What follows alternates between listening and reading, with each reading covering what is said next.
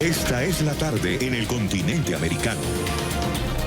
Cuando anochece en Europa y amanece en Asia, así cae la tarde en el continente americano y transcurre la noche y el amanecer en el resto del mundo. La tarde fin de semana.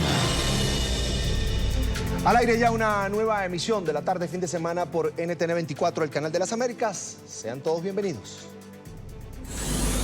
Noche de pánico en Bogotá, Colombia, tras el toque de queda decretado ayer por el gobierno de Iván Duque. ¿Qué pasó y qué no pasó? Tema de debate hoy aquí en la tarde fin de semana.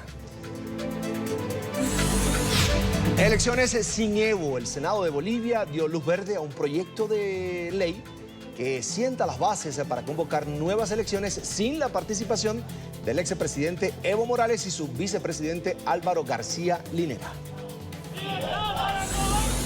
Casi 1 millón de niños venezolanos sufren por el abandono de sus padres, hombres y mujeres, que se han visto obligados a salir del país en busca de un mejor futuro.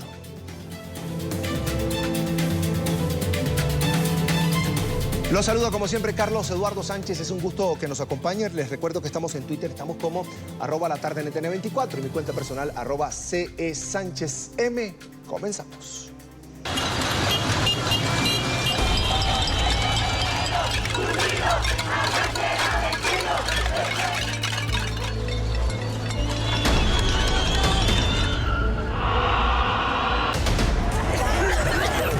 Fueron capturadas 98 personas. Le dispararon una surtidora. ¡Cambio!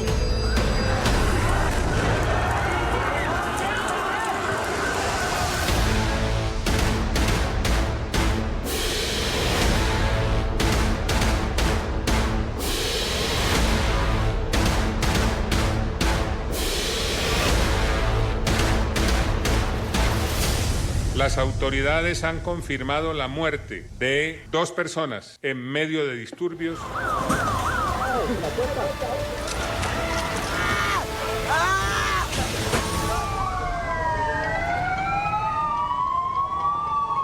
Máxima atención en Colombia. Bogotá, la capital, vivió una noche de toque de queda, pero ¿qué pasó? ¿Qué hicieron los ciudadanos? Una vez fue decretada esta medida, ¿lograron todos llegar a sus casas después del trabajo? ¿Qué pasaba en algunos conjuntos residenciales donde la gente pasó la noche en vilo? Pues NTN 24 está allí, en el lugar de la noticia. Vamos a la capital colombiana con nuestro periodista Carlos Arturo Albino. Carlos, buena tarde. Carlos Eduardo, buenas tardes. Nosotros nos encontramos a esta hora 19 grados en la capital del país, en uno de los sectores más afectados por estos vandalismos. Estamos hablando del sector Patio Bonito y estamos justamente en la estación de Transmilenio, Biblioteca Tintal. Miren cómo ha quedado la taquilla, Carlos Eduardo, la taquilla donde las personas llegaban a este lugar, compraban el pasaje. Se han llevado la caja donde se guardaba el dinero. Eso ocurrió anoche.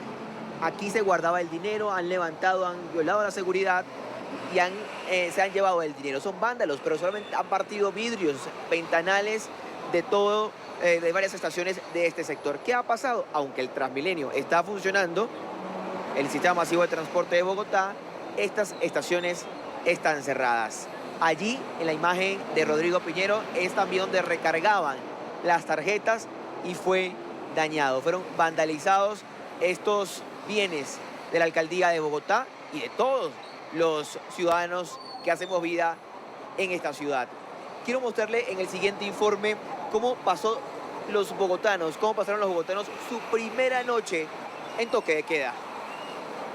Pasada las 9 de la noche, hora en la que se dio inicio al toque de queda en todo Bogotá, este era el panorama en algunas calles de la ciudad.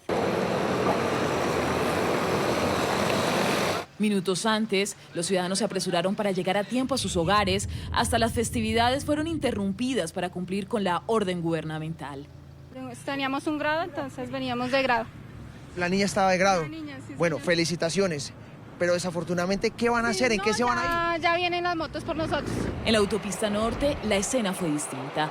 Un grupo de manifestantes se concentró en mitad de la vía, rodeados de lo que parecía una quema de llantas, y mantuvieron en el sector por un par de horas.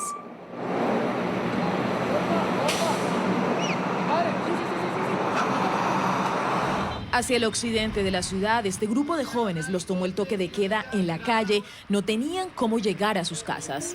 No hay transporte, no hay transporte. ¿Sabían que hay un toque de queda a partir de las 9? Ya me enteré después de que pasó la hora, porque cuando llegamos acá fue que nos dijeron. Pero este otro panorama también se presentó en la capital. En distintas zonas como Salitre, Castilla, Bosa, Tintal, la angustia se apoderó de los residentes. Armados con palos o lo que tuvieran a la mano, se protegieron. ¿Pero de quién?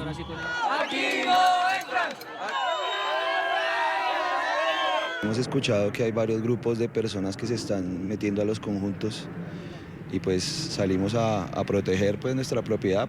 Se pueden meter al conjunto y aquí no hemos visto un policía por acá. La protección ciudadana tiene que estar a cargo de las autoridades legítimamente constituidas y no podemos estar nosotros los vecinos así con nuestros palos desarmando nuestras camas con pitos, viviendo una angustia terrible. Las sirenas se activaron. En ocasiones se escucharon disparos.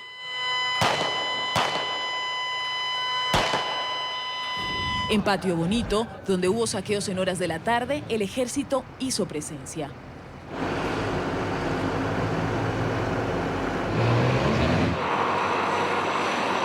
Fue una noche larga. Hubo pánico. Hubo patrullaje.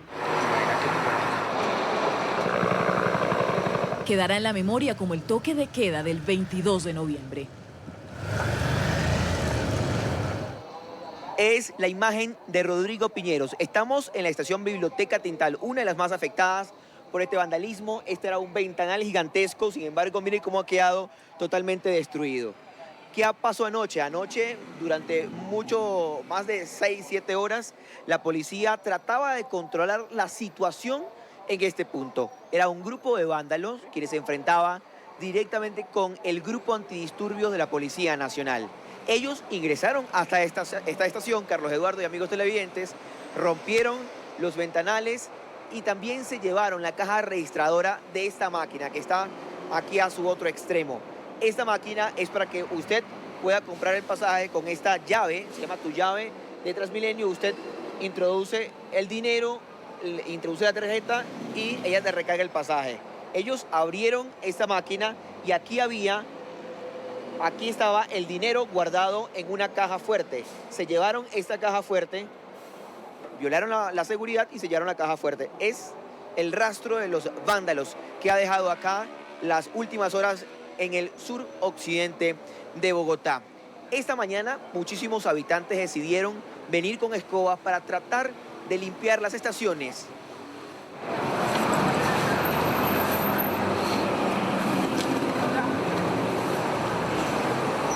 Rabia de ver cómo quedó el barrio.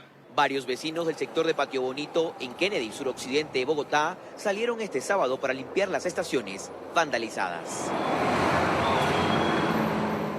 No me están pagando por esto, pero de un sentimiento de culpa, de rabia ver de cuántos unos pocos inadaptados hagan esto. Al amanecer, los habitantes de Patio Bonito se levantaron con otro rostro. Sus estaciones, que diariamente usan para esperar el transporte, estaban destruidas. Veo muchos vidrios rotos. Esos bandoleros no pagan esto. Es Colombia. El pueblo toca pagar esto. Muchas estaciones no están operando por seguridad, debido al peligro que representan las esquirlas de vidrio. ¿A dónde vamos a coger Transmilenio? ¿En Bandera? ¿Nos toca a pie hasta allá? Ay, ¿pero qué hacemos? Con el pasar de las horas, vuelve la normalidad a este sector de la ciudad. Estamos en el suroccidente de la capital, donde en las últimas horas se registraron graves hechos de alteración al orden público. Si quieres seguir informado, quédese con nosotros. Carlos Arturo Albino, para la tarde de NTN 24. Carlos Arturo, una muy buena tarde. Gracias por este completo reporte desde la capital colombiana. Para hablar de este momento de tensión que vive el país, que vive Colombia, quiero saludar a Carlos Meisel, senador por el Partido Centro Democrático. Ahí está en pantalla. Bienvenido a NTN 24. Muy buenas tardes a todos. Reciban un cordial saludo. Bienvenido. También nos acompaña el senador por el Partido Polo Democrático Alternativo, Iván Cepeda. Senador, bienvenido. Como siempre es un gusto. Buena tarde. Sí, buenas tardes. Me complace saludarlos. Es un gusto. Y aquí en estudio me acompaña Jairo Libreros, analista permanente de NTN 24. Jairo, como siempre es un gusto. Bienvenido. Carlos, muy buenas tardes y saludo a los senadores que nos acompañan. Quiero comenzar por el senador Iván Cepeda. ¿Por qué cree usted, senador, que una jornada de manifestaciones pacíficas, legítimas además, el malestar de los ciudadanos colombianos frente a las políticas del gobierno del presidente Iván Duque, que fue lo que inició el pasado jueves 21 de noviembre, finalmente mutó y ha dado paso o se convirtió en esto que estamos viendo en las calles? Desastre, vandalismo, ladrones, gente desadaptada que está atentando contra la infraestructura pública. Bueno, no, lo primero que hay que decir es que Colombia ha tenido una formidable demostración civilizada y pacífica de millones de ciudadanos. El día 21 de noviembre y también en el día de ayer, muchos ciudadanos de distinto origen político, social, pero personas también que no tienen ninguna adhesión partidaria, han salido a colmar las calles y las plazas del país y lo han hecho como lo ha reconocido el propio gobierno y el propio presidente de la República, Iván Duque, de una manera absolutamente normal, cordial, respetuosa, y creo que eso ha sido lo que ha predominado en estos días. ¿Y por qué han salido los ciudadanos a protestar? Bueno, porque este gobierno, que hay que decirlo, cuenta con uno de los índices más bajos de popularidad en la historia de los gobiernos colombianos, pues ha acumulado una serie de razones que han despertado la inconformidad, el descontento de la sociedad colombiana. Y el reclamo que se le hace al gobierno es, por supuesto, que haya un cambio en su política económica, que respete el acuerdo y el proceso de paz y que Colombia dé un giro. Eso es lo que está reclamando el país. Ahora, como parte de lo que ha vivido el país en estas últimas horas y en estos últimos días, una parte de esos hechos que no está ligada a la movilización, debo dejarlo muy claramente establecido, y ese es otro factor que han reconocido las autoridades, y me parece que sería conveniente que en su importante emisión televisiva mostraran imágenes de las movilizaciones, no solamente de los actos vandálicos como estoy viendo. Digo, parte de los hechos han sido hechos de manera minoritaria y de manera excepcional de violencia por parte de grupos que, a mi modo de ver, tienen un origen social determinado. Son personas que pertenecen a bandas del microtráfico, a organizaciones delincuenciales que están ubicados en las periferias de las grandes ciudades.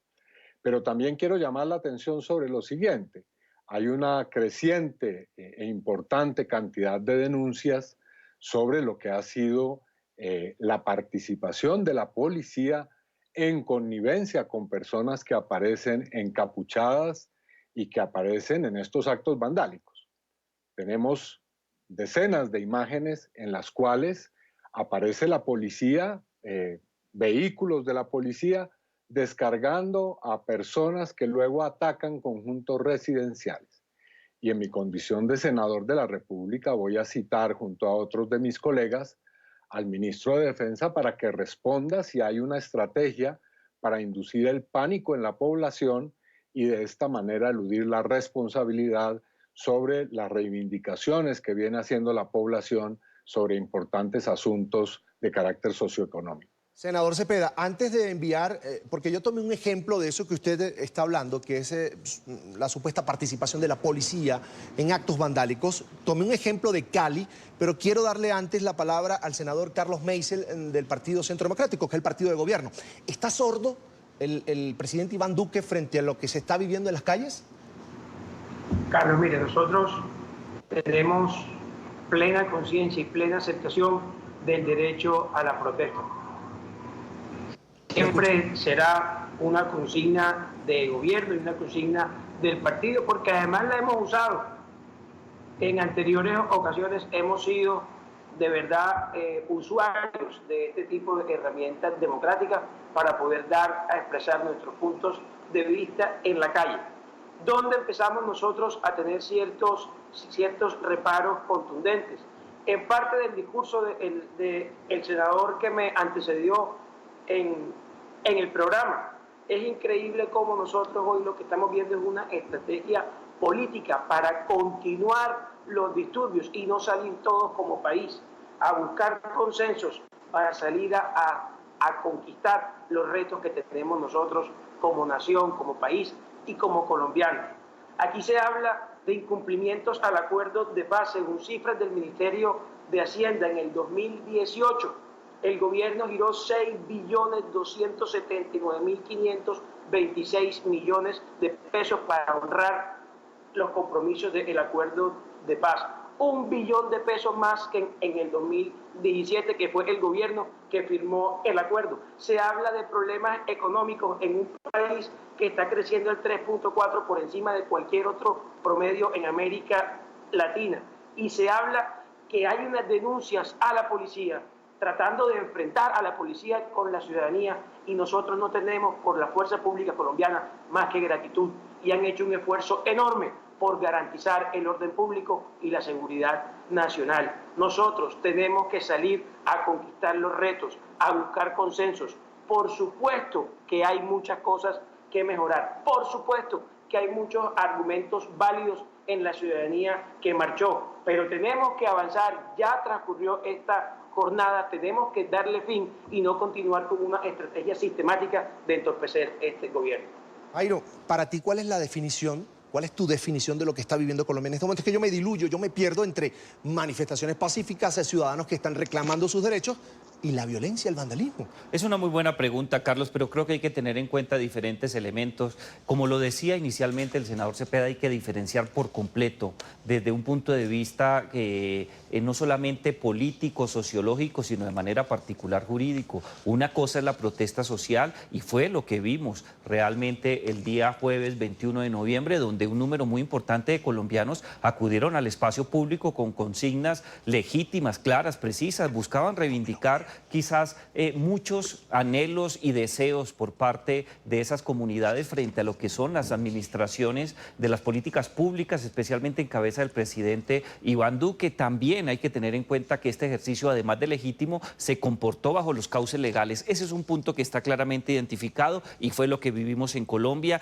y hace parte de una tradición que últimamente hemos podido garantizar. Personas que protestan con consignas sociales, es legítimo. Luego vino otro fenómeno, yo creo que es un fenómeno eminentemente oportunista. Fue el fenómeno de algunos actores que están más interesados es en generar zozobra, en generar caos, pero de manera particular adelantar actos criminales o delictivos en donde el vandalismo, el saqueo y otro tipo de criterios eminentemente penales lo que buscan es obtener alguna recompensa económica que no pueden conseguir mediante actividades solamente lícitas. Yo creo que ese es un segundo fenómeno que no tiene relación alguna, porque si es oportunista y es adelantado por personas que no están interesadas en la protesta social, no se podría pegar. Pero también hay una duda muy grande sobre este particular, porque aparentemente por lo ocurrido en Cali y lo que pasó en Bogotá de manera especial, aparentemente puede existir la mano de terceras personas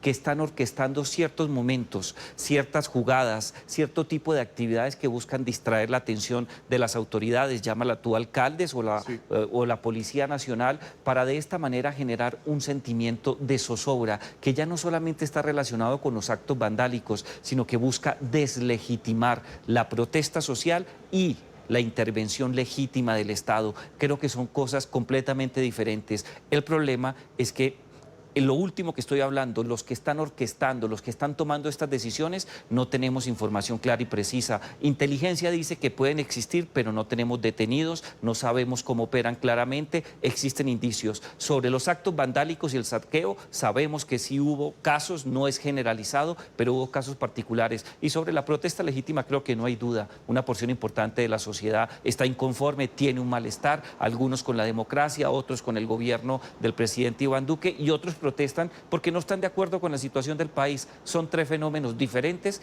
que confluyen en 2 días. Y la protesta social es prácticamente que sagrada, Jairo. Y se tiene que respetar por encima de cualquier otra circunstancia. Es más, la protesta social en las democracias liberales contemporáneas es considerada quizás uno de los mejores indicadores de salud de la democracia, porque cuando una sociedad tiene la oportunidad de expresar por canales legítimos, legalmente consagrados, su inconformidad, su malestar, no importa las razones, no importa los motivos, es necesario garantizar que ellos se expresen, porque es un mecanismo también que le permite a los mandatarios tomar conciencia, estar alerta y de manera particular, Carlos, estar sintonizada con las necesidades de la sociedad. No es suficiente los observatorios, las elecciones, no es suficiente delegar funciones, se requiere tener un contacto mucho más cercano con la sociedad y de manera particular para ajustar la respuesta de política pública. Preocupa mucho el tema de Colombia, preocupa mucho la situación que se vive, Jairo, senadores. ¿Por qué pasa esto que vamos a ver? El senador Iván Cepeda hacía referencia al tema Cali, a la supuesta participación de la policía en actos vandálicos. Vamos a ver un primer video porque de allí surgió todo y esa teoría de que la policía estaba llevando a manifestantes a, de alguna manera, sembrar el terror en los conjuntos residenciales. Esto pasó en Cali, lo vemos. Llegó la policía. Ah, ¿llegaron estos?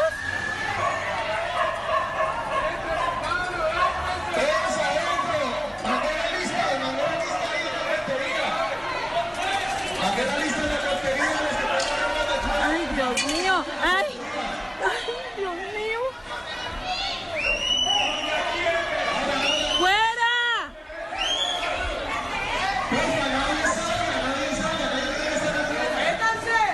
¿Qué veíamos en ese video? Una vecina de un conjunto residencial en la ciudad de Cali, en el Valle del Cauca, grabando el momento. Ella ve que llega un camión, un vehículo de carga, se bajan 3 personas. Cuando ve que llega el vehículo de carga dice, llegó la policía, porque se parece mucho a los camiones de la policía. De hecho, era un camión de la policía. Se bajan 3 personas, 2, no lo tengo claro, 2, 3 personas.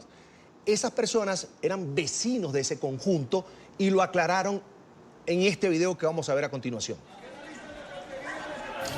En este caso, el día de ayer tuvimos una noche caótica donde tuvimos todo el apoyo de la policía, ejército, pero pues en este caso hubieron algunos propietarios y vecinos que estaban fuera, pues en el corre-corre, de corran por aquí y por allá, se presentó el caso de que hirieron un vecino y habían varios afuera. El camión de la policía, gracias a Dios, llegó a tiempo, pudo levantar a varios compañeros y traerlos hasta la puerta. Mucha gente por las redes sociales ha dicho que la policía traían los bandidos a la puerta. Eso es mentiras. Queremos estar aquí, mis vecinos pueden ser testigos de eso. Y queremos pues demostrar nuestro entero apoyo a la policía y pues desmentir este video, ¿verdad? Vamos a mostrar nuestra unidad y pues aquí están nuestros vecinos que nos pueden dar fe de eso.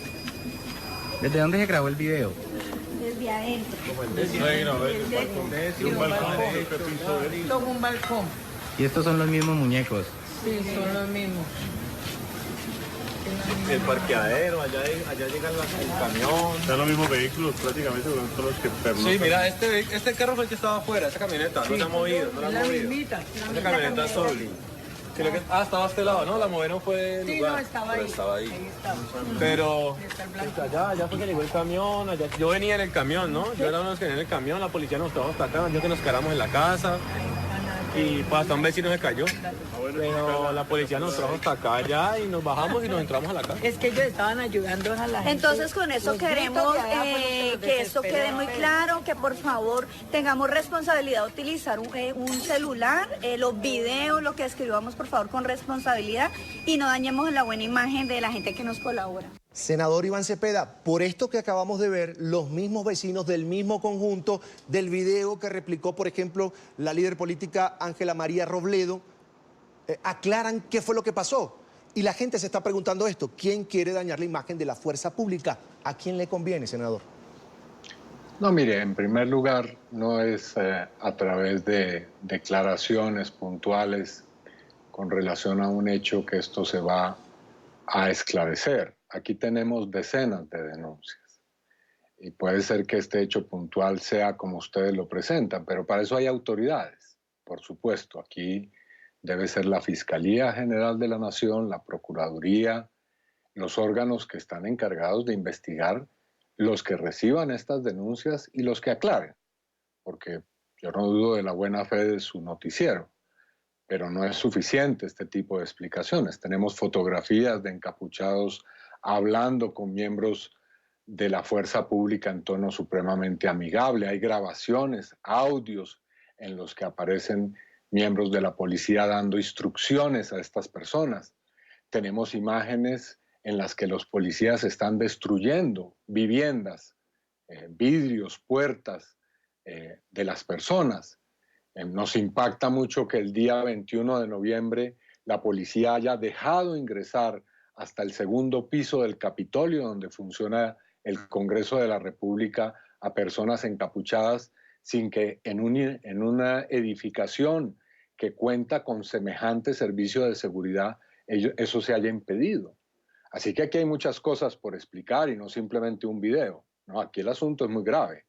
Aquí tenemos que de un momento a otro grupos muy organizados de personas van llegando en la ciudad de Cali y en la ciudad de Bogotá a los conjuntos residenciales, a sitios donde no está la policía en ese momento y comienzan a aterrorizar a las personas. Bueno, eso tiene que ser explicado. No es el problema de un video o de tal o cual imagen.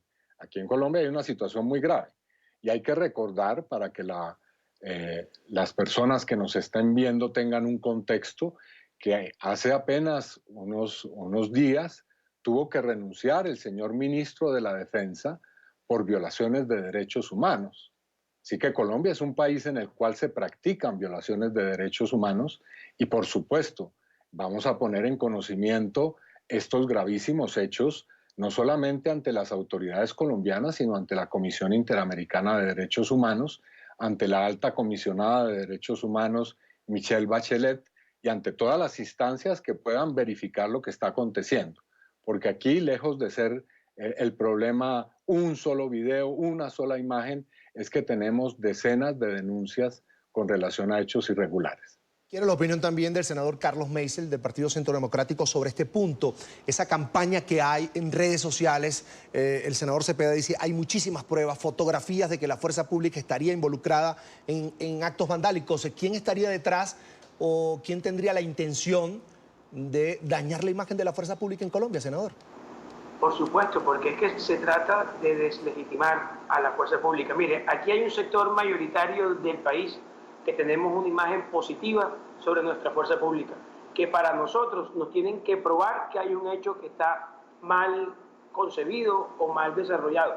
Y hay un sector minoritario de este país y un grupo político minoritario de este país que es todo lo contrario, estigmatizan negativamente a la policía y hay que demostrar los hechos que según ellos la policía actúa bien, pero generalizando los hechos como negativos de los actuares de la fuerza pública. Y ahí tenemos una diferencia que nunca nos vamos a poner de acuerdo, creo yo. Para nosotros la fuerza pública de Colombia hace una labor invaluable en defensa de la democracia y de la seguridad de los colombianos del país. Jairo, ¿qué tan grave es que el colombiano al día de hoy, porque lo representa, por ejemplo, el senador Iván Cepeda, dude de la institucionalidad? Porque estamos dudando, bueno, algunos colombianos están dudando en este caso, de la integridad de la fuerza pública. Es algo muy grave, aunque yo creo que lo que tiene el senador Cepeda es reparos frente al comportamiento no solamente de la policía en la jornada del 21 y del 22, sino en otros momentos. Yo creo que es muy delicado por dos motivos principales. Hay que tener en cuenta que el papel que juega la fuerza pública, en este caso la Policía Nacional como una de las agencias más importantes que componen la fuerza pública, es manejar la violencia legítima del Estado. El concepto técnico se llama la fuerza.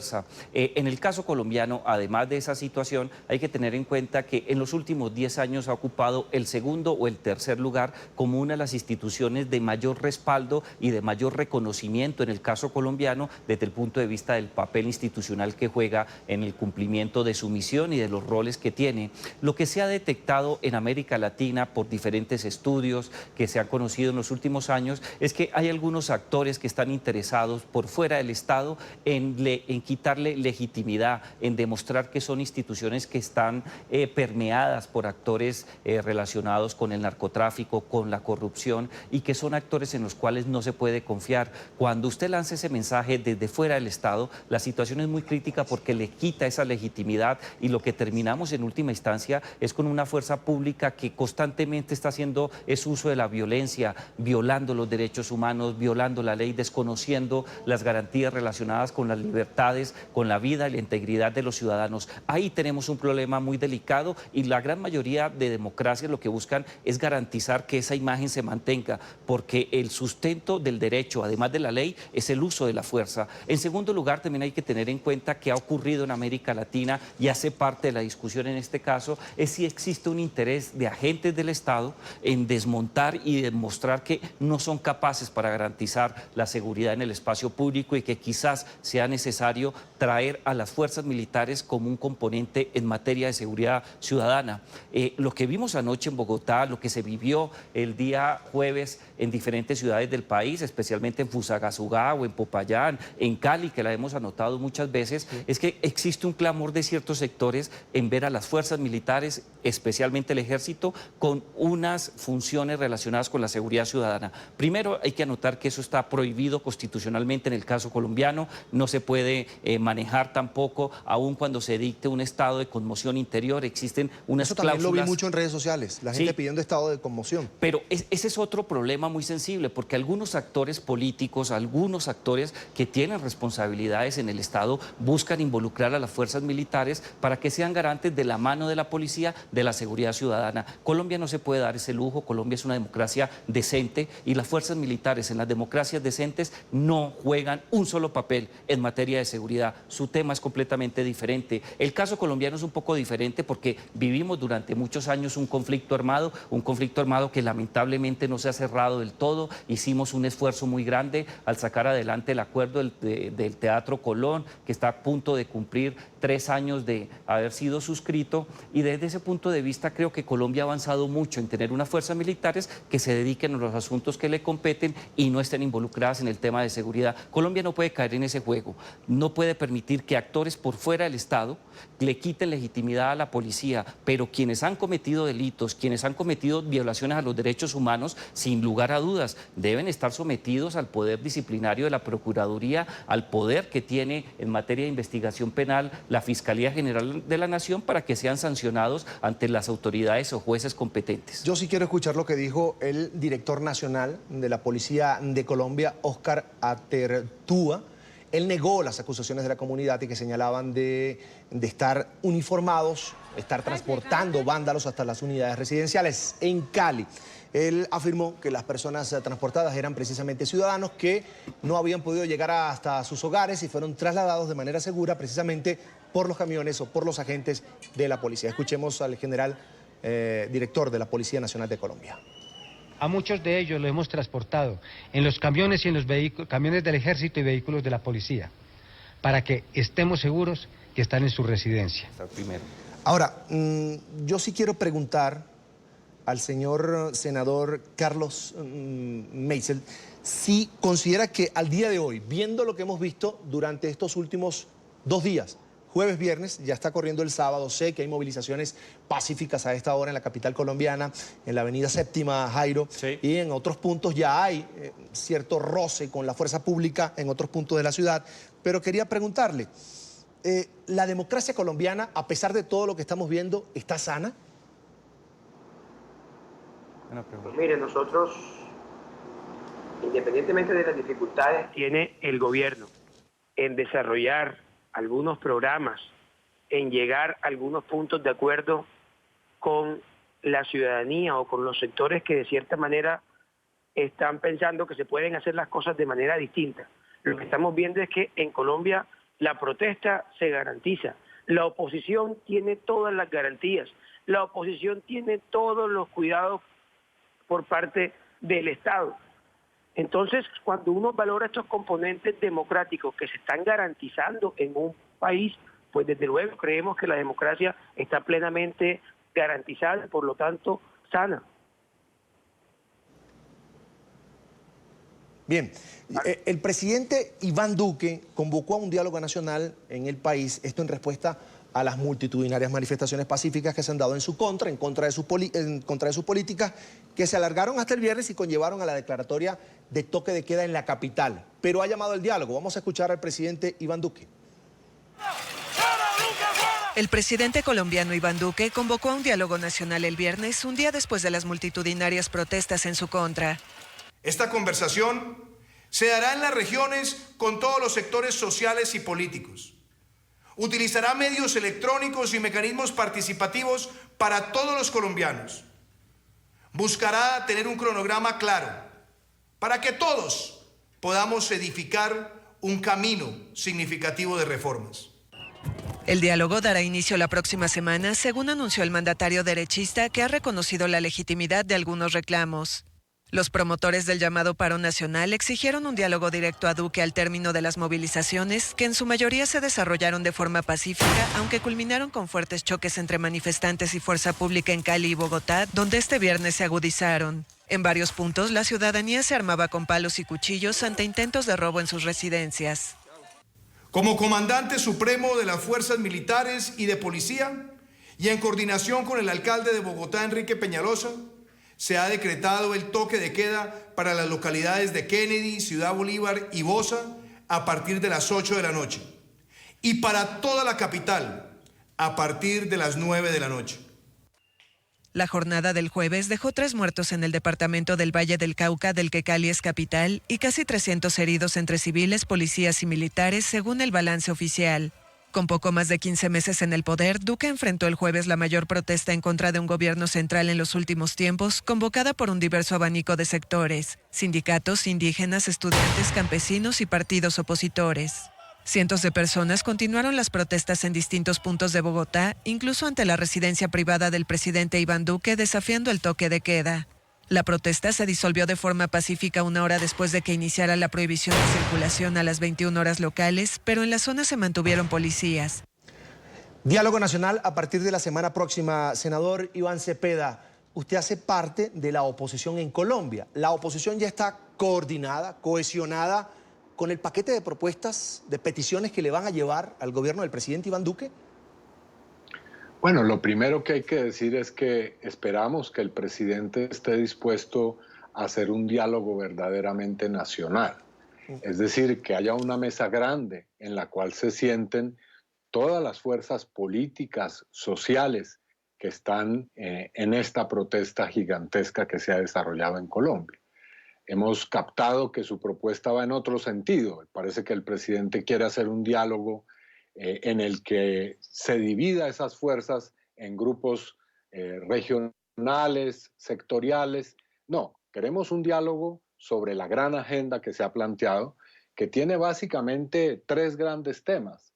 Uno es el acuerdo de paz y el proceso de paz, el cumplimiento de los acuerdos y lograr realmente avanzar en la consolidación de la paz en Colombia. En segundo lugar, una gran cantidad de reformas de carácter socioeconómico que requiere urgentemente Colombia, que es uno de los países más desiguales del planeta y que debe generar políticas socioeconómicas para contrarrestar esa desigualdad.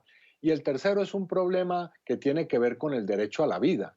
Hay que recordar que en Colombia han asesinado desde que se firmó el acuerdo de paz más de 700 líderes y lideresas sociales. Más de 250 de ellos han sido asesinados bajo el actual gobierno. Así que, por supuesto, todos esos temas requieren no solamente de diálogos parciales, de diálogos sectoriales, regionales, como lo está proponiendo el presidente, sino de un gran diálogo nacional que sobre todo llegue a acuerdos, y acuerdos que se traduzcan en realidades, porque lo que requiere urgentemente Colombia es un gran cambio político y socioeconómico. Eso está clarísimo. Y ya que aquí se habla de mayorías, hay que decir que la mayoría de los colombianos está por esos cambios. Lo ha expresado no solo en las encuestas, sino también en las calles y, repito, de manera pacífica, como lo ha hecho en los últimos días. Dice el senador Iván Cepeda, el presidente quiere dividir el diálogo. Senador Carlos Meisel, ¿usted qué responde? Primero, que aquí la ciudadanía se expresó mayoritariamente en las urnas por estos sistemas socioeconómicos de libre mercado, de iniciativa privada, de economía fraterna, de mejoramiento de las condiciones salariales. Por eso fue que se expresaron, por ese modelo socioeconómico fue que se expresaron los colombianos mayoritariamente en las urnas, no en algunos modelos socioeconómicos que han comprobado su fracaso en todo el vecindario. Pero más allá de eso, yo creo que el presidente Duque de una manera gallarda está convocando a este diálogo nacional. Nosotros también vemos con mucha preocupación que muchas de las quejas de ciertos sectores políticos, vemos que el gobierno las está atendiendo. Cuando ustedes hablan de desafortunados asesinatos a líderes sociales, que nos duelen a todos, pero hay que recordar que el gobierno hoy está protegiendo a 1.234 líderes sociales. Entre líderes sociales y líderes sindicales hay protegidos 4.654 personas en la UNP. Nos gustaría poder proteger a todos los que están inscritos bajo la modalidad de líderes, que hay 23 categorías según la ONU. Si nosotros cogemos las categorías de la ONU, en Colombia hay más de 5 millones de líderes sociales. Lo que hay que atacar son las fuentes de esa violencia. Lo que hay que atacar es el narcotráfico que los está asesinando, la minería ilegal que los está asesinando. Eso es lo que yo creo que nosotros debemos empezar a preocuparnos en este país. Y por supuesto, yo creo en la voluntad del presidente Duque de llamar a un gran diálogo nacional. Lo necesitamos además. Nosotros vimos el jueves, una protesta pacífica, mayoritariamente. Vimos unos reclamos que son legítimos y eso, por supuesto, que habrá que escucharlo y tendrá el gobierno que sentarse a escucharlo. Jairo, ¿por dónde debe comenzar el diálogo que propone el presidente Iván Duque? Yo creo que existen diferentes fuentes. El diario El País de Cali, en Colombia, trató de establecer un listado de cuáles son las prioridades y las fuentes de reclamos. Estamos hablando de un número muy importante de inquietudes que tiene la sociedad colombiana, muchos identificados y que y que participaron y eligieron al presidente directamente Iván Duque, otros que no hicieron parte de esa coalición y optaron por otras corrientes políticas o ideológicas, pero yo creo que hay varios puntos que para mí son vitales y que tienen que ser parte de este tema del diálogo o de la conversación nacional en términos sociales que plantea el presidente Iván Duque. Creo que hay un malestar muy fuerte y está identificado por cuenta de las encuestas y por estudios que se han hecho en el caso colombiano y en América Latina. Hay una preocupación muy fuerte de los jóvenes. Los jóvenes no ven con mucha claridad que la prestación del servicio público de educación y de manera particular la capacidad que tiene el Estado y la empresa privada de generar puestos de trabajo sea suficiente para poder apostar por un proyecto de vida que les permita no solamente una realización personal en términos intelectuales o académicos, sino tener un trabajo en donde el salario digno y la protección de la seguridad social les permita a ellos mantener esa perspectiva de vida y ese proyecto. Yo creo que ese tema es necesario trabajarlo. El último informe del Latirobarómetro es alarmante. De los dos países que mayor retroceso tienen en términos porcentuales de participación y de aceptación de la democracia en todo el continente latinoamericano, los dos países con los más delicados índices son precisamente Colombia y Chile. Fíjese lo irónico del tema. En Chile 5 semanas en una protesta social muy sentida básicamente por el tema de empleo y pensiones. Chile y Colombia comparten ese lugar y hay que tener en cuenta a los jóvenes y por eso quiero hacer énfasis en ello. Casi el 63% de los jóvenes en América Latina tienen serios reparos frente a la democracia o frente a los gobiernos democráticos y esperan que tengan mayores capacidades para asegurar el empleo, la educación y la seguridad pública. Por eso creo yo, Carlos, sinceramente, que el tema prioritario es un tema eminentemente social relacionado con empleo, educación y seguridad social, teniendo como foco de discusión a los jóvenes, porque los jóvenes hoy son realmente las bases del futuro de lo que vamos a hacer como sociedad. Necesitamos que los jóvenes tengan la capacidad no solamente de realizarse en términos educativos, emocionales, sino generar nuevas cargas que les permita en un empleo o generando empresa salir adelante con las dificultades que tenemos en países como Colombia o el propio Chile. Yo centraría ese primer punto. Y en segundo lugar, un tema que para mí es muy delicado y hace referencia con la seguridad en el país en estos momentos. Durante muchos años, por cuenta del conflicto armado, estábamos muy preocupados por las muertes que se presentaban en los enfrentamientos y por una tasa muy alta en materia de homicidios. Hoy día, en América Latina, el país que tiene la tasa descendente con la tangente más alta es precisamente Colombia. Si se mantiene esa curva en los próximos 10 años, muy seguramente vamos a alcanzar a tener menos de 10 homicidios por cada 100.000 habitantes, los cuales nos pone en el mejor de los mundos. Sin embargo, hemos descubierto en los últimos 3 a 4 años que existen otras variables en materia de seguridad que son muy delicadas y que no se están trabajando bien en el caso colombiano. El tema de los hurtos se mantiene, el tema de las extorsiones está acabando el tejido social porque las extorsiones se dan en los estratos más humildes del espectro socioeconómico, por lo menos que se maneja en Colombia. Y yo creo que el tema de la seguridad pública de la que estoy hablando, unido frente a las amenazas y muertes efectivas que sufre un número muy importante de líderes sociales en el país, hace parte de la agenda de trabajo. ¿Le podemos meter más temas? Claro que le podemos incluir muchos más. El abanico de propuestas 167 daría para todo. Alguien puede alzar la mano, Carlos, y decir, yo quiero que se luche contra la corrupción de una manera mucho más efectiva. ¿Quién va a decir que no? Es más, hace poco, en el mes de agosto del año pasado, pocos días después de la posesión del presidente Iván Duque, hubo una consulta popular. Le faltaron muy pocos votos para superar el umbral, pero esa votación fue muy representativa y yo creo que ese tema se debería sacar adelante por otros mecanismos. Hay otras formas de adelantar ese diálogo, pero los asuntos son tan grandes como pueden ser las políticas públicas. Cierro con esto. Senador Iván Cepeda, ustedes desde la oposición, ¿quieren, por ejemplo, que el presidente Iván Duque renuncie? Mire, lo primero es decir que un consejo amigable y democrático al presidente, al gobierno, a su partido en el Congreso, no es el momento de la sordera, no. Es el momento de escuchar atentamente el llamado que hizo el pueblo colombiano en las calles. Y es necesario abrir un diálogo sobre los asuntos que están planteados por parte de quienes hicieron y promovimos, quienes hicimos y promovimos esa gran movilización. Allí hay temas fundamentales, no es una agenda infinita, son unos temas de discusión muy claros. Y ese es el asunto que hay que abocar. Si el presidente muestra una disposición seria para debatir estos asuntos, no para hacer un diálogo vacío que no termine en ningún tipo de cambios, yo creo que podemos sentar unas bases para un cambio importante que es el que necesita Colombia hoy. Si no, va a continuar la protesta social. Es evidente que el malestar que se expresó o que se ha expresado en estos días es un malestar profundo y la gente tiene derecho a expresar precisamente ese descontento y a seguir protestando si es que no es escuchada atentamente por el jefe del Estado y su gobierno. Así que yo espero que lo que venga ahora en Colombia sea precisamente ese diálogo, que sea un diálogo serio, un diálogo eficaz y que traiga los cambios que estamos pidiendo.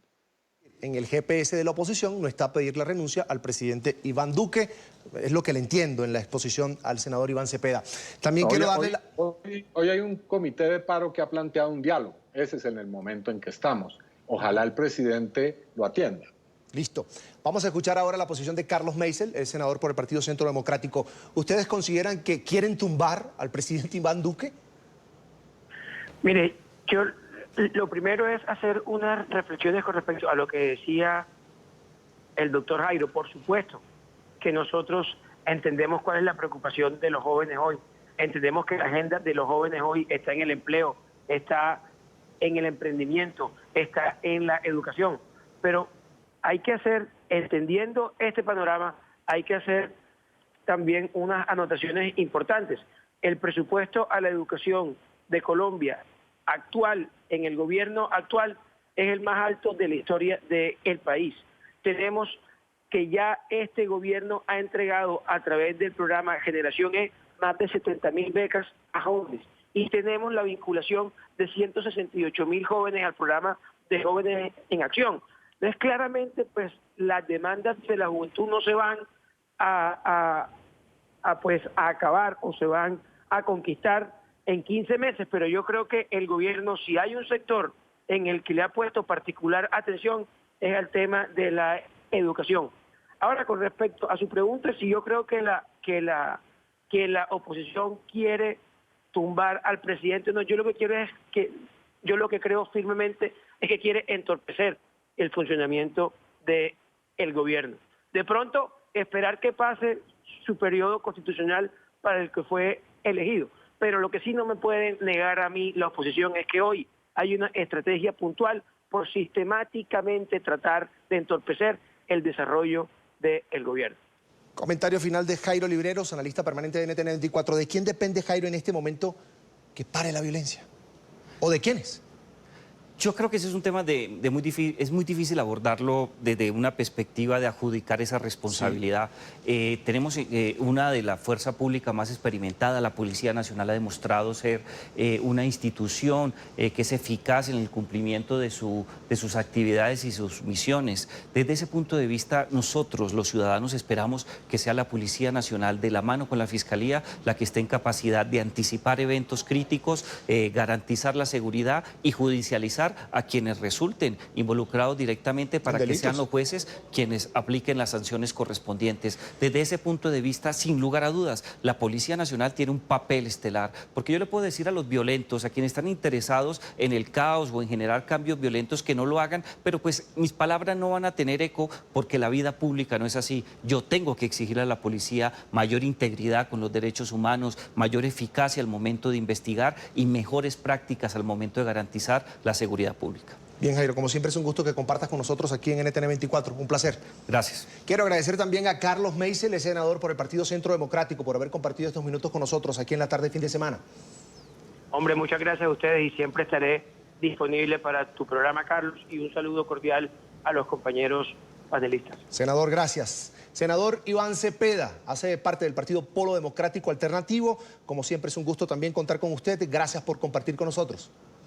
Bueno, muchas gracias. Esperamos que se avance en la democracia y en el bienestar de los colombianos. Esperamos que vuelva la paz a Colombia, que en este momento prácticamente no la hay. Senador, gracias por estar con nosotros. Vamos así a la primera pausa para comerciales y al regreso, Uruguay vuelve a las urnas este domingo para elegir en balotaje al presidente y vicepresidente de la República.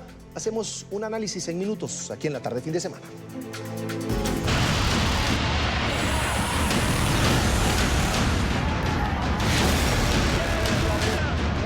Una luz al final del camino. El Senado de Bolivia dio curso hoy a un proyecto de ley que sienta las bases para convocar nuevas elecciones luego de semanas de violencia y caos en el país, tras los cuestionados comicios del pasado 20 de octubre que dieron la victoria en primera vuelta al hoy expresidente Evo Morales. Recordemos que el informe de la auditoría de la OEA sobre el proceso concluyó que hubo irregularidades. El instrumento deja sin efecto las anteriores elecciones, sus resultados, y ordena conformar además un nuevo Tribunal Supremo Electoral. Permite también una nueva convocatoria electoral a la que se puedan presentar, sumar todas las fuerzas políticas reconocidas en el país y se garantice un padrón saneado, una revisión del padrón electoral.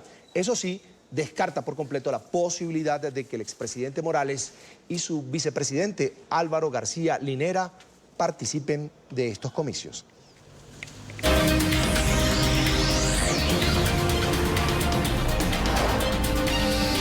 La tarde, fin de semana. A esta hora hablamos de Nicaragua. 8 días en huelga de hambre estuvieron las madres de los manifestantes detenidos en medio de las protestas en contra del régimen de Daniel Ortega. Estuvieron en la iglesia de San Miguel de Masaya, donde se presentaron situaciones irregulares. Por ejemplo, seguidores del líder del régimen sandinista, Daniel Ortega, estuvieron allí a las puertas de esta iglesia impidiendo, por ejemplo, que familiares de estas personas que estaban en la huelga, en la medida de protesta, recibieran la hidratación necesaria. A esta hora hacemos contacto con Donaldo Hernández, es periodista de nuestra cadena aliada La Voz de América. Donaldo, ¿cuál es la situación de estas mujeres que estuvieron en huelga de hambre exigiendo al régimen de Daniel Ortega que liberara a sus hijos? Son manifestantes que han sido capturados desde que iniciaron las protestas antigubernamentales en el país en abril del 2018. Bienvenido, buena tarde. Buenas tardes, y es que las 14 personas que permanecían en la iglesia San Miguel Arcángel de la ciudad de Masaya, ubicada a 30 kilómetros de la capital Managua, fueron trasladadas de Masaya hacia Managua, un hospital privado, donde fueron atendidas por médicos privados. De esas 14 personas, el padre Edwin Román, párroco de la iglesia San Miguel Arcángel, la activista Yonarqui Martínez y también la madre del opositor arrestado, Diana Lacayo, permanecen hospitalizadas en el hospital Vivian Pelas, donde están recibiendo atención especializada ya que se encuentran delicados de salud.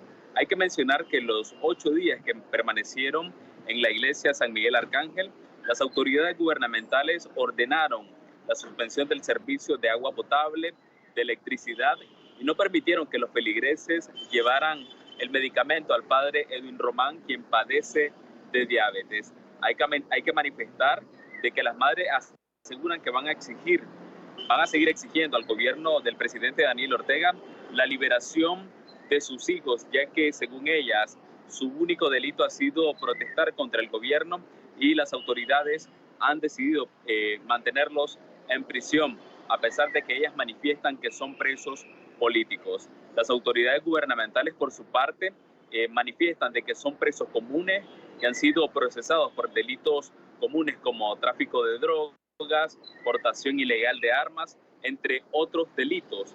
Mientras tanto, la oposición asegura que están elevando esta denuncia a la comunidad internacional para que el gobierno de Nicaragua tenga voluntad política y vuelva a la mesa de negociación con la oposición y también se resuelva el conflicto sociopolítico que atraviesa el país, que según organismos de derechos humanos ha dejado hasta la fecha 328 muertos.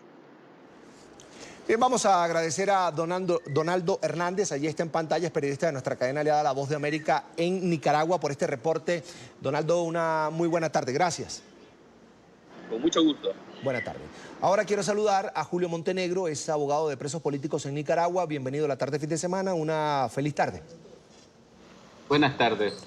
Lo primero que quería preguntarle, abogado, porque sé que usted estuvo muy cerca de estas mujeres, de estas madres de presos políticos que estaban haciendo huelga de hambre en este templo, en esta iglesia católica en Masaya.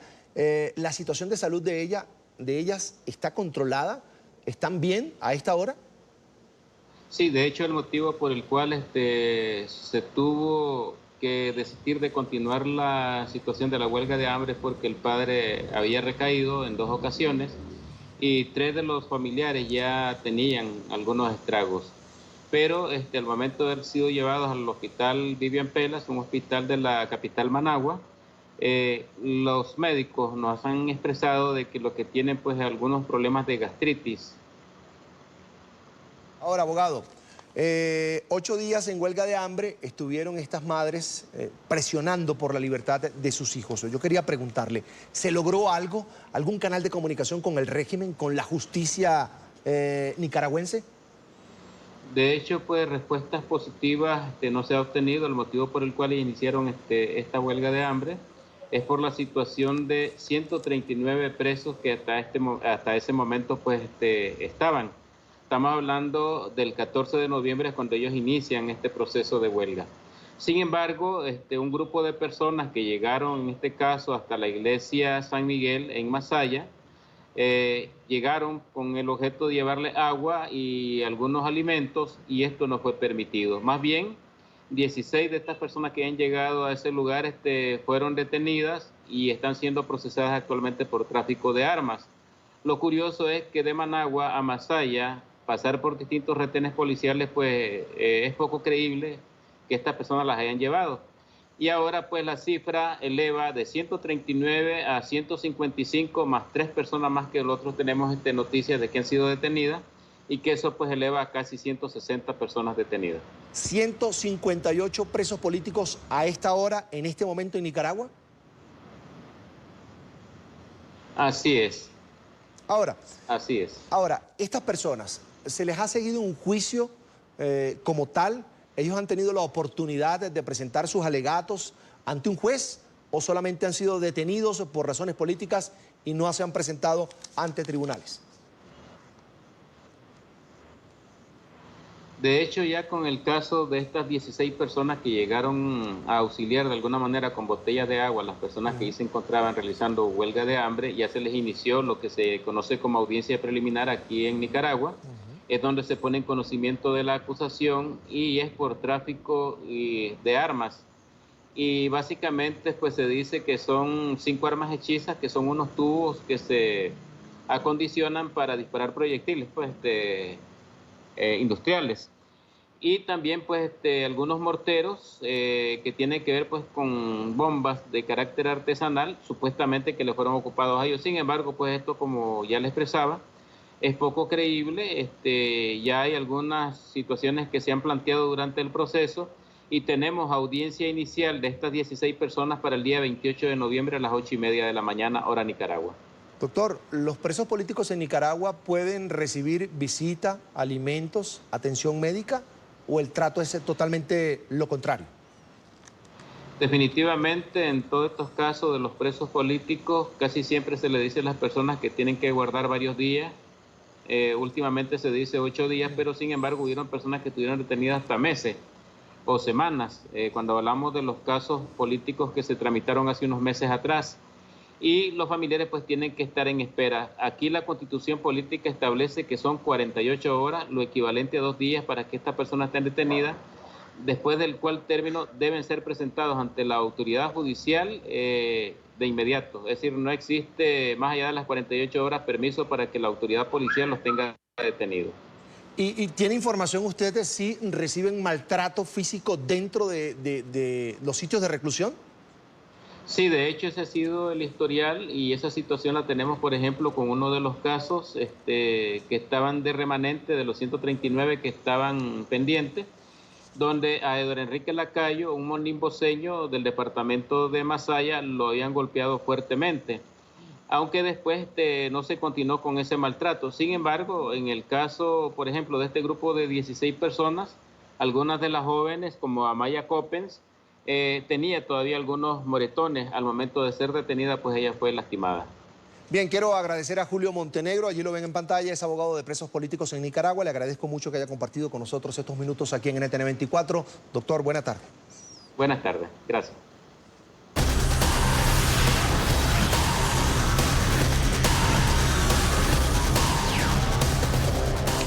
Uruguay acude a las urnas este domingo en una segunda vuelta para elegir presidente y vicepresidente de la República. 2.699.847 ciudadanos están habilitados para sufragar. Cerca de 8.000 uniformados entre policías y miembros de las Fuerzas Armadas van a custodiar esta jornada de mañana domingo.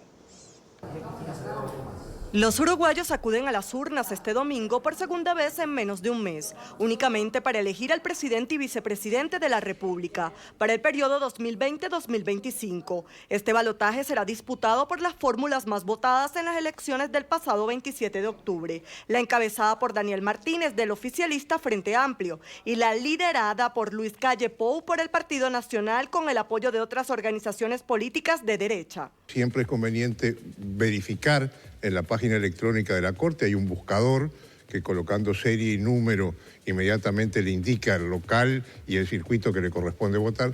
Digo que es conveniente porque puede haber algunos cambios excepcionales, pero puede haber. De acuerdo con la Corte Electoral de Uruguay, 2.699.847 ciudadanos están habilitados para votar. La jornada iniciará a las 8 de la mañana y finalizará a las 7:30 de la noche, hora local. Para estos comicios se han habilitado 7.122 circuitos en todo el país, de los cuales 6.314 son urbanos y 808 son rurales. El voto es obligatorio en Uruguay. Quienes no asistan a sufragar tendrán que pagar una multa o justificar el motivo que le impidió cumplir con su obligación electoral.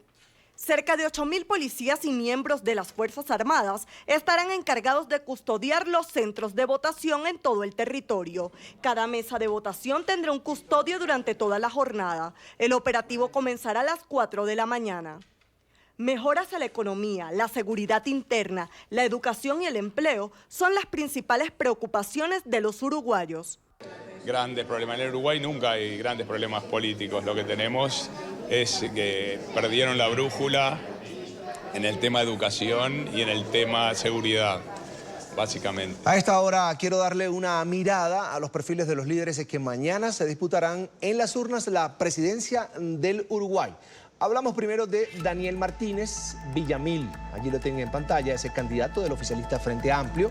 Tiene 62 años, es ingeniero industrial mecánico. Fue uno de los fundadores del sindicato de la empresa estatal de combustibles ANCAP, en donde trabajó durante 14 años, incluso llegó a ser presidente. Fue ministro de Industria, Energía y Minería de 2008 a 2009. Senador de la República de 2010 a 2014. Estuvo al frente de la Intendencia de Montevideo de julio de 2015 a 2019. A luchar, a pelear por la alegría. Claro que es posible. Hasta el último día. A salir a ganar conciencias. A salir a tocarle el corazón de los uruguayas y los uruguayos que no nos han votado. A mostrar que hay un camino, que es el camino de Uruguay para todas y para todos. Nunca más el Uruguay de los privilegiados. Por el futuro, por la esperanza. ¡Voto a voto! ¡Claro que es posible! ¡Arriba! ¡Arriba que podemos! Ahora tenemos a Luis Lacalle Pou, de 46 años, quien representa al Partido Nacional. Es abogado, a sus 26 años fue electo diputado por el departamento de Canelones. En 2011 presidió la Cámara de Representantes de Uruguay. Fue candidato a la presidencia en las elecciones del 2014. Tras perder en segunda vuelta ante Tabaré Vázquez, Lacalle Pou accedió por primera vez al Senado. Es un proceso colectivo de ponernos peso arriba de los hombros. Y por eso el mensaje, con esta espalda política, con esta espalda popular, es decirles que quiero ser el presidente de la República. Que no le tiemble la mano para ejercer la autoridad. Para ahondar en este balotaje presidencial en Uruguay, nos acompaña Nicolás Albertoni, escritor y analista internacional. Es investigador de la Universidad del Sur de California y la Universidad Católica del Uruguay. Como siempre es un gusto, Nicolás. Bienvenido. Es un gusto saludarte, Carlos Eduardo, y efectivamente, después de a veces analizar tanto lo que está pasando en el mundo, es bueno ver lo que está pasando ahora justamente en mi país.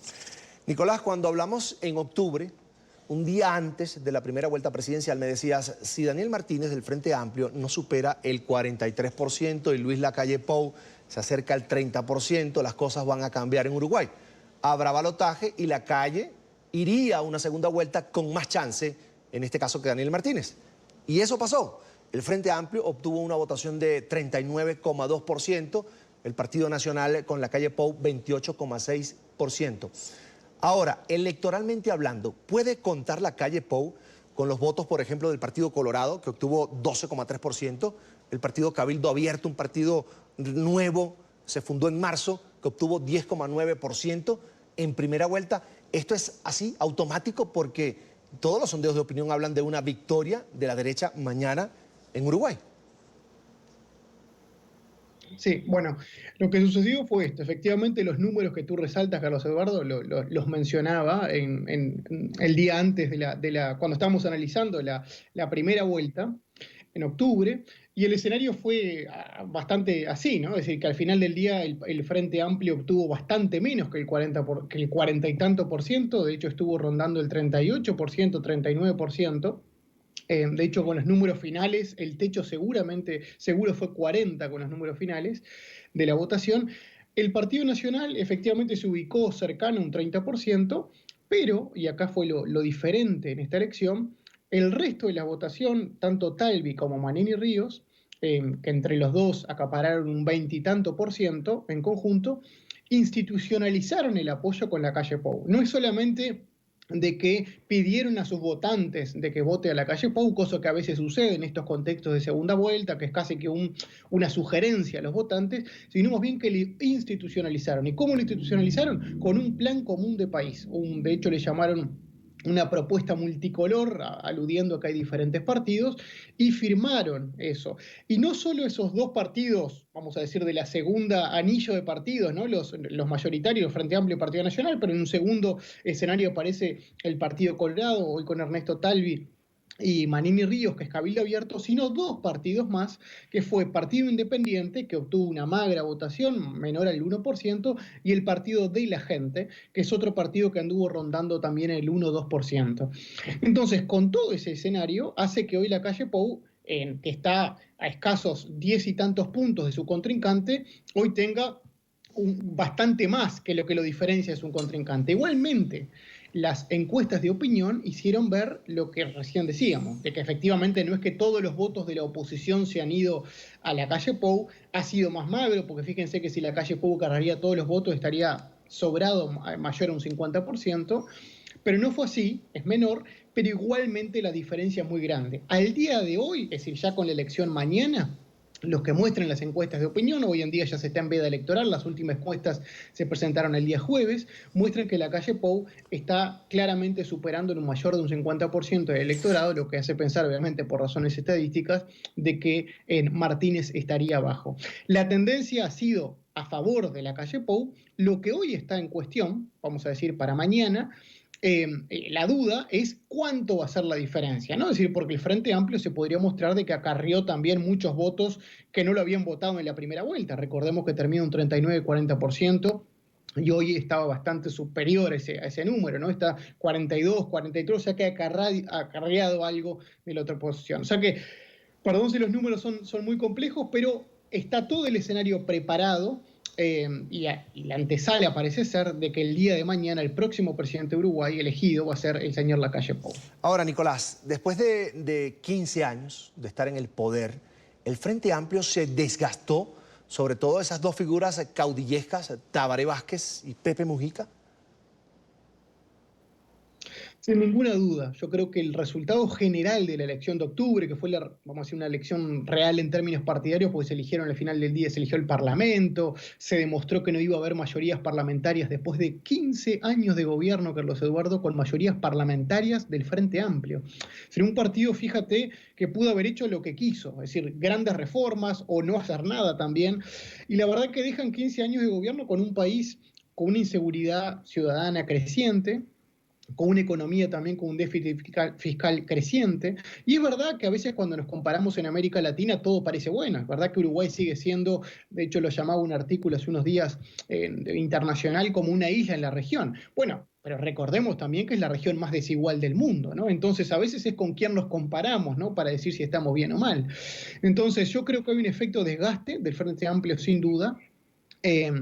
Yo creo que ha tenido esa renovación que Martínez sin duda le fue, porque es una renovación, pero venía de la intendencia, exintendente de Montevideo, de la capital del país, pero en todo, en general, el Frente Amplio en estos últimos años, lo que no tuvo que debatir en el Parlamento, Carlos Eduardo, porque tenía mayorías parlamentarias, lo llevó a debates internos partidarios. Y fíjate que el país a veces pasaba semanas en cuartos intermedios, como le llaman ellos, porque no resolvían algunas cosas en la interna de su partido, por ejemplo, la votación a favor o no en cuestiones relacionadas al gobierno de Maduro, y el país esperaba. Y ese tipo de cosas terminó cansando después de 15 años. Hoy hay una alternativa real y un grupo de partidos de oposición decididos a caminar hacia adelante. Es decir, se sintieron cómodos con el apoyo popular y terminaron en desconexión con la gente. ¿Sabés qué? Pasando hoy la raya, ¿no? Y analizando lo que ha pasado en este casi año y medio de elección, sin duda. ¿Sabés que estuvo presente en todos los hitos de campaña? Uruguay tiene primero una campaña interna de los partidos, después tiene una campaña, obviamente, hacia las elecciones nacionales parlamentarias y, en caso como sucedió, la segunda vuelta. En cada una de esas instancias se resaltó. De hecho, una de las frases que quedó al inicio de la campaña del expresidente Sanguinetti, que fue nuevamente uno de los partícipes de esta nueva elección dentro de la interna del Partido Colorado, resaltó una frase que quedó después en el resto de la campaña. Esta elección nacional, dijo, va a ser entre los que creen en la democracia de Maduro, creen que Maduro, vamos a decir que Venezuela es una democracia, y los que creemos que no es una democracia, sino que una dictadura, ¿no? Una frase bien ejemplificante de dividir dos visiones.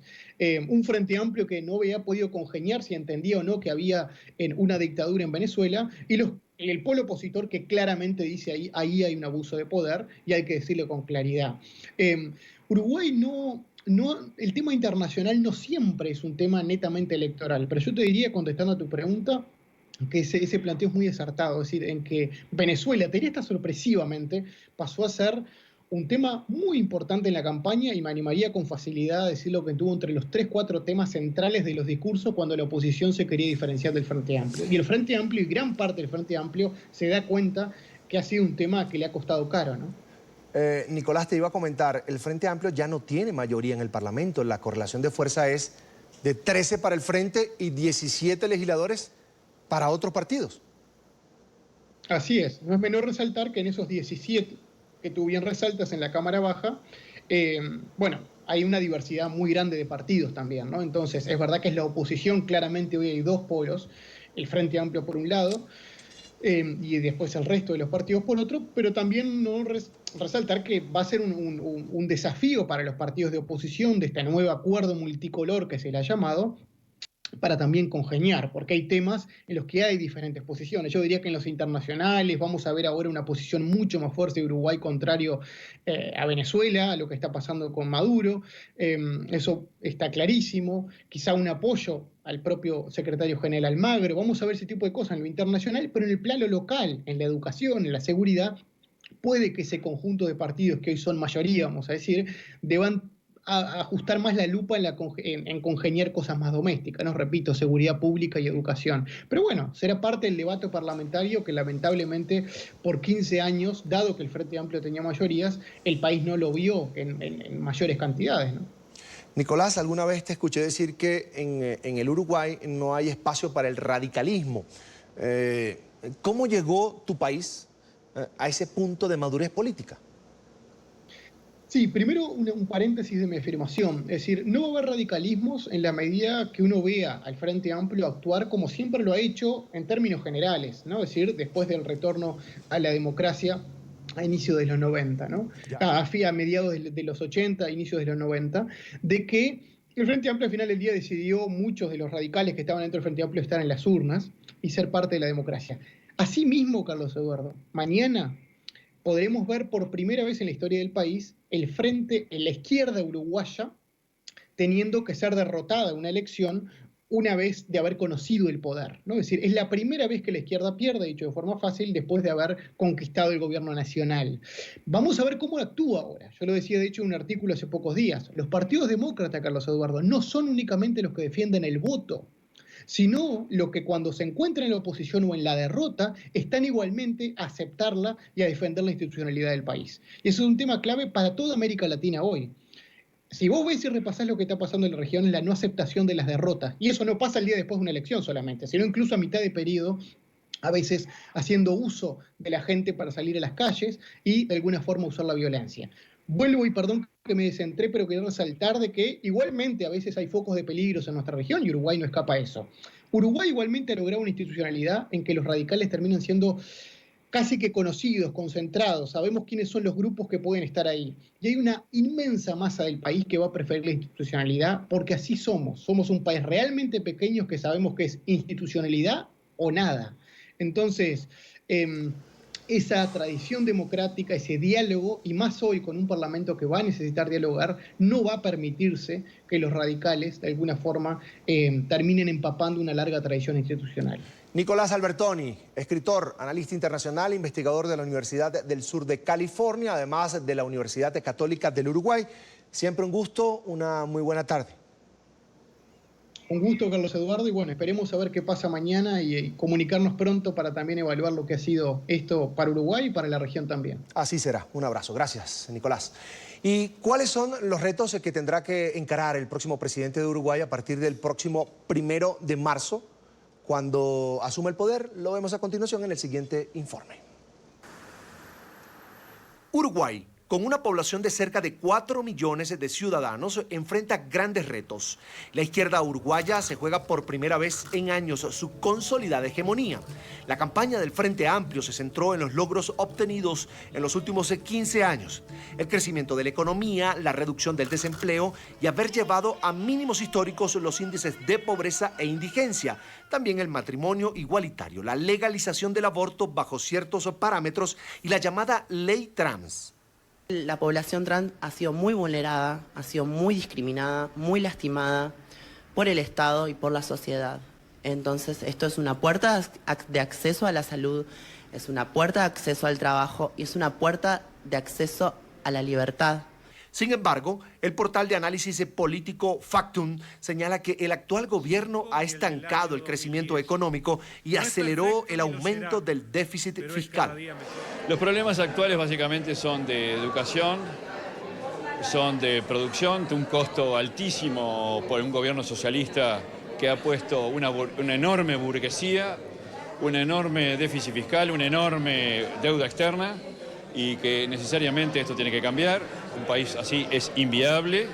Según datos del Instituto Nacional de Estadística, 8,1% de los uruguayos vive en hogares cuyos ingresos no alcanzan para satisfacer sus necesidades básicas.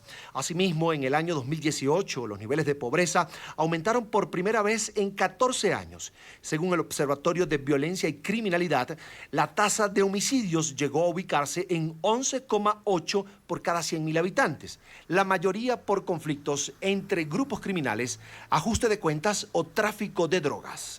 Uruguay aparece como el estado menos corrupto de América Latina, según el índice de percepción de la corrupción de la ONG Transparencia Internacional.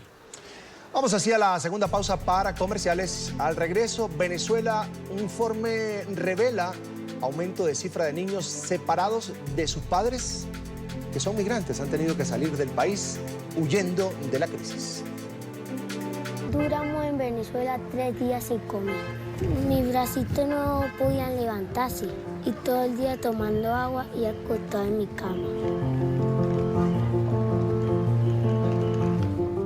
Me dijo, nos vamos para Colombia. Yo no quería, porque allá tengo todo. Lloré porque me hacía mucha falta mis amigas y mi abuela. Hay mucho frío y dormimos en el piso. Y sí, por eso es difícil dormir en la calle. Una vez un niño me dijo basura. Yo ni me estoy portando mal con usted. Los hijos de las personas no tienen la culpa por lo que han hecho los padres. Gracias por recibirnos tan bien y por no hacernos bullying a nosotros y más bien acogernos muy bien. Esta es la situación que enfrentan niños y niñas venezolanos, un drama que no solo viven quienes se van de su tierra, sino quienes se quedan muchas veces en la orfandad. La grave crisis social y económica por la que atraviesa Venezuela obliga a los padres a separarse de sus pequeños, dejándolos al cuidado de terceros. Muchas veces entre llantos, desánimo y hasta en silencio les toca ver partir a sus padres a otro país. Y es que una encuesta realizada por los Centros Comunitarios de Aprendizaje, SECODAP, reveló que 943.117 niños y niñas están lejos de sus padres. Esto equivale al 10% de la población infantil de Venezuela. Estos niños, al ser abandonados, se quedan al cuidado de terceros.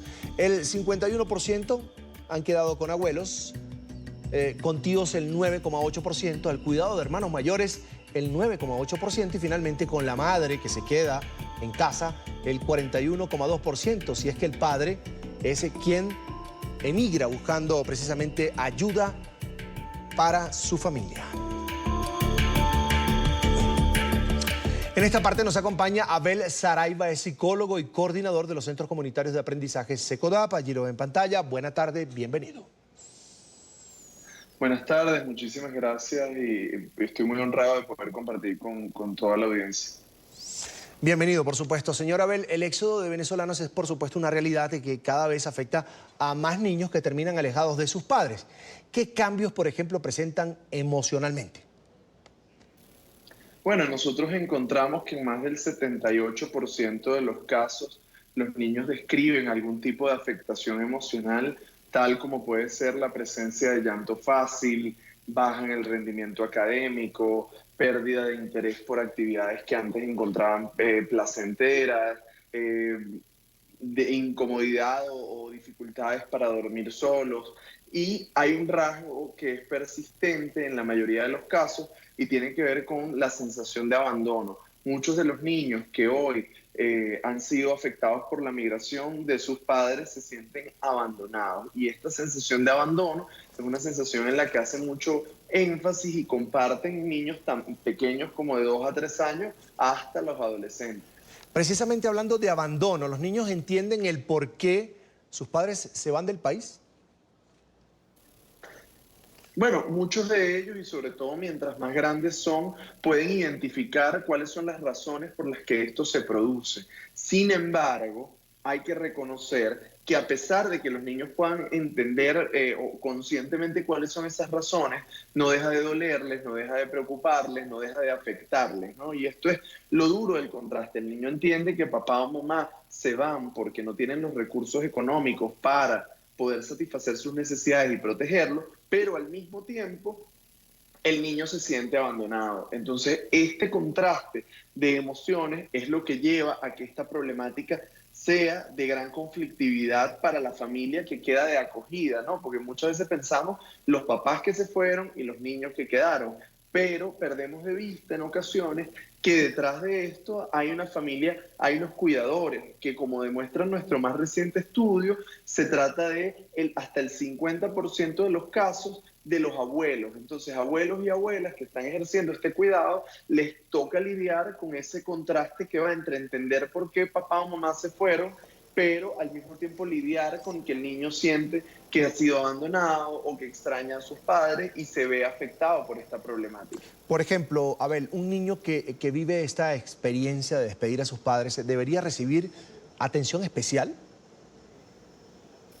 Sí, por supuesto. La recomendación es que en la mayoría de los casos, pues, existe un acompañamiento psicológico, un acompañamiento psicosocial. El problema que encontramos es que en la mayoría de los casos, pues esto no se produce. Nuestra más reciente investigación advierte que menos del 12% de los niños y adolescentes que están afectados por la migración de sus padres recibe algún tipo de atención psicológica. Es decir, que tenemos más del 82% de estos casos donde no se recibe ningún tipo de apoyo. Y esto es dramático porque nosotros estamos hablando efectivamente de una población de unos 930 a 943 mil niños dejados atrás.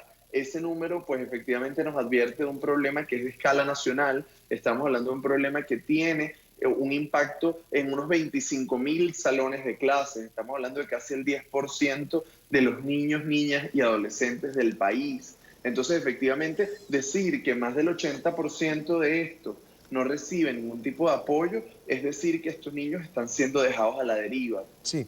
Ahora, los padres de estos niños salen del país, emigran precisamente para trabajar y así enviar dinero para que sus hijos se puedan sostener en Venezuela. Podríamos decir que estas remesas incluso son el sostén del grupo familiar, va mucho más allá de la esposa y de los hijos.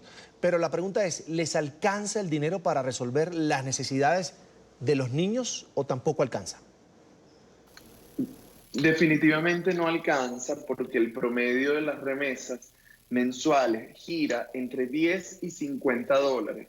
Entonces, el que esté entre 10 y 50 dólares nos deja en la mayoría de los casos con menos de $1 por día. Y esto, de acuerdo a estándares internacionales, nos sitúa a estos niños en situación de pobreza. Ahora, ¿dónde está el drama? Que muchos trabajadores en Venezuela no alcanzan a hacer $10 en un mes. Entonces, por supuesto que la remesa para estas familias representa una ayuda, pero es una ayuda que a todas luces es insuficiente. Entonces, esto genera un dilema porque los padres que se van lo hacen buscando trabajo y condiciones para poder proteger a su familia, pero cuando se van no logran siempre este resultado. Entonces, ¿qué ocurre? Que bueno, termina la familia viéndose afectada, tratando de encontrar formas de sobrevivir, porque hay que insistir que la migración de Venezuela es una migración forzada. Las personas no se van porque no les gusta el clima de Venezuela, se van porque efectivamente en Venezuela no consiguen sostenerse. Y esto implica que un papá tenga que elegir o le compro zapatos al niño para que vaya a la escuela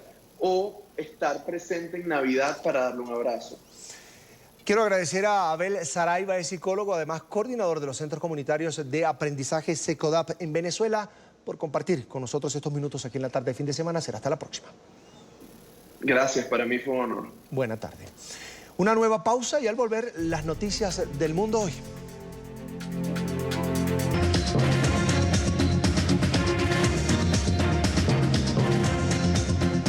A esta hora revisamos otras noticias del mundo. Hoy comenzamos en la capital de Irak, donde se registró un muerto y 17 heridos en enfrentamientos entre manifestantes y las fuerzas de seguridad. Según fuentes médicas, la víctima falleció cerca a la plaza de Tahrir en Bagdad, epicentro de las protestas que condenan el sistema político. También indicaron que el hombre fue alcanzado por una bala de goma. Desde el 1 de octubre, al menos 350 personas han muerto en medio de las manifestaciones antigubernamentales. Atentado con carro bomba en el norte de Siria. El artefacto que explotó en la localidad de Tal Abyad causó la muerte a 9 personas, según informó el Observatorio Sirio de Derechos Humanos. Entre las víctimas hay 2 menores de edad.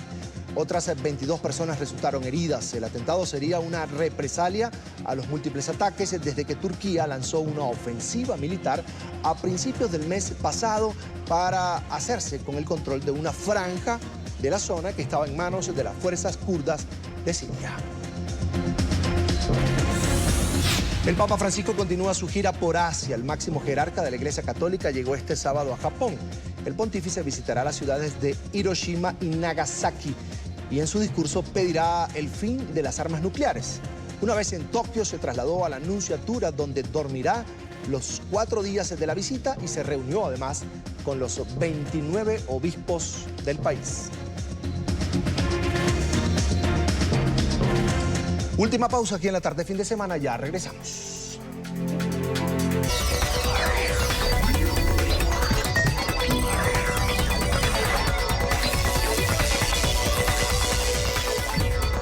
El televisor The Frame sobresale por su tecnología, definición, contraste y colores reales, pero lo mejor es que se convierte en un medio para disfrutar y conocer las obras de arte más importantes del mundo. Gracias al nuevo dispositivo de Samsung, los usuarios podrán acceder a más de 1.200 obras de arte clásico y contemporáneo. Samsung Colombia trajo al país The Frame, un televisor que combina tecnología, arte, diseño y estilo. Ya pasamos de hogares que son, digamos, con espacios, con múltiples espacios, muchas habitaciones, demasiados espacios separados a espacios comunes. Y esos espacios comunes son de interacción familiar, con amigos o con el entorno, entonces hace que adquieran mucha más relevancia. The Frame garantiza el 100% del volumen del color, permitiendo con ello disfrutar del realismo de las obras de arte que se mostrarán en el televisor. Es la tecnología de Quantum Dots que hace que precisamente todos los colores se aprecien de una forma más precisa, vibrante y real a como fueron grabados. El televisor de la surcoreana también llega con tecnología HDR para garantizar contrastes más profundos y naturales. Con The Frame, los usuarios además podrán acceder a las mejores obras de arte mundial. The Frame te da la posibilidad de acceder a la tienda de arte, que es una tienda exclusiva desarrollada por Samsung a nivel global, para poder disfrutar de los mejores museos y artistas, tanto de arte contemporáneo y de arte clásico, en la sala de tu casa. Puedes acceder a más de 20 museos y a más de 1.200 obras de arte de los mejores museos del mundo, catalogados a nivel de historia, y esta es la colección digital de arte más grande existente en el mundo. Por otro lado, el modo arte hace que las obras seleccionadas adquieran un efecto especial que conserva en la imagen de la pantalla las texturas, colores, trazos y diseños como si se tratara de la obra original. El modo arte de The Frame lo que nos permite es disfrutar las pinturas o las obras con los trazos, con las texturas, con todas, digamos, las características artísticas de la obra, de tal forma que se pueda disfrutar de un contexto mucho más agradable en términos artísticos. Finalmente, el televisor incorpora tecnología invisible Connection, que elimina los cables con una conexión imperceptible transparente de un solo cable, y One Connect, que permite conectar todos los dispositivos complementarios.